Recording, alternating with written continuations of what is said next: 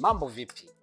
Hivi unafahamu kwamba 80% ya mafanikio yako kwenye forex yanatokana na psychology na discipline? Unafahamu kwamba strategy yako inachangia almost 20% tu ya mafanikio yako? Karibu, naitwa Isaac Bahati. Leo nitaliongelea hili swala according au kulingana na experience yangu mimi mwenyewe ya almost miaka 2 kwenye forex. Psychology ndo sehemu pekee inayochangia 1% kubwa sana ya mafanikio yako kwenye biashara ya forex.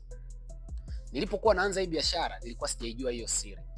Ilinitesa na ilinisumbua sana. Kimsingi nilipoteza hela nyingi sana wakati naanza kwa sababu ya kuamini kwenye strategy peke yake.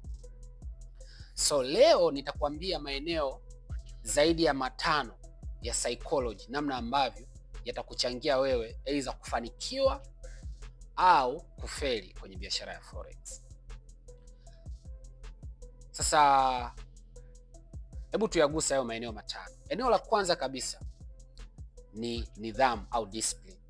Kama trader, ili uweze kufanikiwa ni lazima uwe na nidhamu ya hali ya juu unapokuwa kwenye market na unapokuwa kwenye trading kwa ujumla. Nidhamu inahusisha vitu gani? Nidhamu, cha kwanza, inahusisha kufuata trading plan yako, ule mpango kazi wako as a trader. Trading plan yako kwa maana ya kwamba unafuata ule utaratibu uliojiwekea bila kuvunja sheria. Kwa mfano, kwa siku unachukua trade 2 tu, sizidishi hapo. Maana hiyo tayari ni sheria umejiwekea na unatakiwa uifuate. Hiyo ni nidhamu. Nidhamu unasema nina riski 1% ya mtaji wangu tu, sio zaidi hapo, au 0.5 ya mtaji wangu tu, sio zaidi hapo. Hiyo tayari ni sheria na umeshaiweka kama sheria, unatakiwa uifuate. Hiyo tunasema ni nidhamu au discipline. Hilo ni eneo la kwanza la psychology. Ukishindwa hapo, hata uwe na strategy nzuri kiasi gani, hauwezi kufanikiwa. Eneo la pili linalohusiana na discipline, na psychology ni patience. Yaani tunasema kuwa na subira, kuwa na uvumilivu wa kusubiri kitu fulani kitokee kisha uchukue trade. Wengi hapo tunafeli. Unakuta mtu labda strategy yako inakwambia nitachukua, na labda nitolee mfano watu wa smart money concept, kwamba nitachukua trade yangu endapo price ikifika kwenye order block hii, au price ikifika kwenye demand or supply zone hii. Lakini kwa sababu market ina moves nyingi, sometimes inakupa traps. Unakuta market haijafika kwenye ile order block uliopanga kuchukua trade yako according to your trading plan, and then imefika somewhere tu around labda juu hivi, wewe pale umeshawishika kuchukua trade. Tayari umekosa patience au uvumilivu au subira. Kwa hiyo unakuta pale unapochukua tu trade, market ina attempt kama inataka kuondoka, and then inarudi na kutoa na stop loss, afu inaingia kwenye order block. Unaanza kujilaumu, kwa nini singesubiria hapa nilipokuwa nataka? Maana yake tayari wewe psychology yako inaenda kukufelisha. Eneo la tatu ambalo ni muhimu sana ni emotional control. Unafahamu sisi binadamu wote tuna vitu tunasema tamaa au hisia. Kila mmoja anatamani apate pesa. Unachukua trade ili utengeneze pesa, obvious, iko wazi.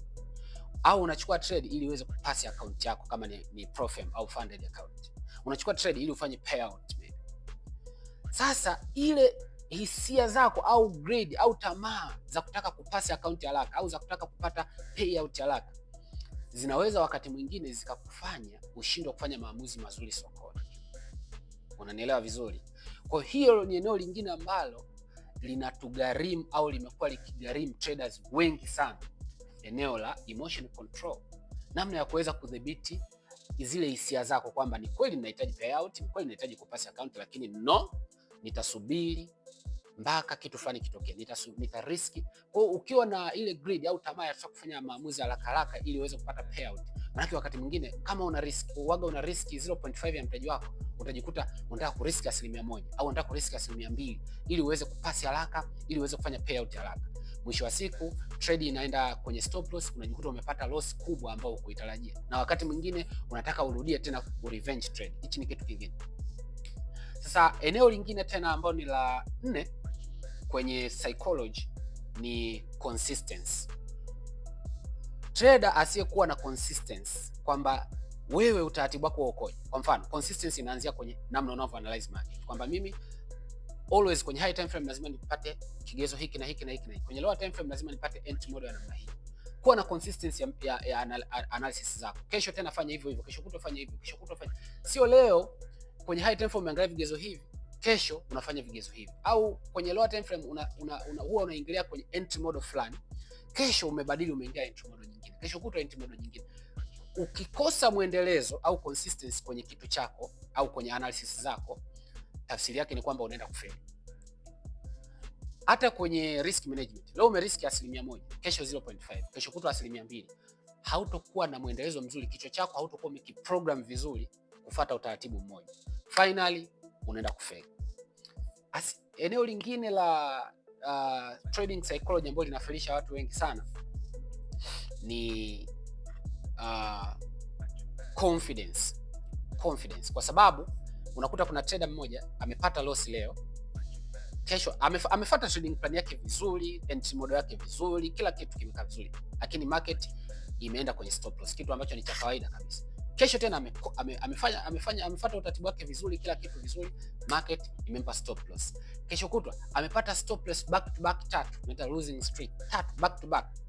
Ana lose confidence, anahisi kama strategy yake haifanyi kazi, anahisi kila kitu hakiko sawa, anahisi hana bahati, anabadilisha kila kitu, anatafuta mentor mwingine au anatafuta strategy nyingine, anabadilisha entry model, anabadilisha risk management, kila kitu anabadilisha, bila kujua kwamba market wakati mwingine kupata stop loss mara moja, mara mbili, mara tatu, mara nne mfululizo ni kitu cha kawaida kabisa, ni kitu cha kawaida kabisa. Hata upate stop loss mara 4, mara 5 mfululizo, wewe unachotakiwa kufanya ni kustick kwenye mpango wako as long as umejiridhisha kwamba unafanya kazi.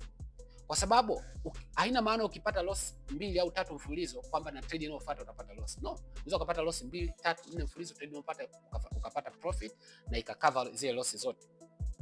Kwa hiyo ni lazima uwe unajiamini, confidence yako iwe juu. Uki lose confidence, psychology yako inaharibika and then unaenda kufeli kabisa kwenye market.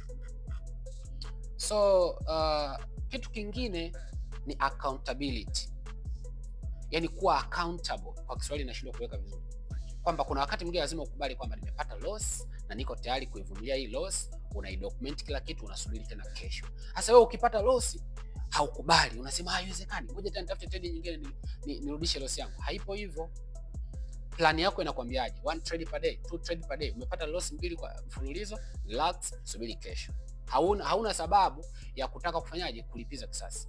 Make sure una document trade zako zote kwa wakati bila kusubiri. Kwa ukishindwa kujimanage kwenye hilo eneo, kuwa accountable, kujifunza kwenye makosa uliyofanya. Kama trade imekupa loss, kama kuna makosa, andika makosa, jifunze. Kesho usirudie makosa yale tena. Na usianze kulaumu kwamba market inanifanyia hivi au broker ananifanyia hivi. No, just jifunze kwenye makosa. Kesho rudi sokoni, tafuta entry yako nzuri. Wakati mwingine pia sio lazima utrade kila siku. As a trader unasema niko tayari kutrade endapo tu pattern yangu imetokea. Tofauti na hapo siko tayari kutrade. Hata kama itanigharimu siku 5 bila trade, I'm okay with that. Kwa hayo ni maeneo ambayo yanafelisha as a trader. Yanaweza kukufanya usifanikiwe kwa wakati. Lakini usije ukaamini kwenye strategy. Ni kitu kizuri na ni muhimu uwe na strategy nzuri ambayo inafanya kazi na inakupa matokeo. Lakini strategy ina asilimia ndogo sana. Hayo maeneo nilokutajia ndio maeneo muhimu. Ukiweza kuyacontrol hayo maeneo, hakika unaenda kufanikiwa. Mpaka wakati mwingine tena, usiache kusubscribe hapo chini channel yetu hii kwa ajili ya kuendelea kupata content nyingi kama hizi. Asanteni sana. Mimi ni IB kutoka IB Forex Academy. Thank you.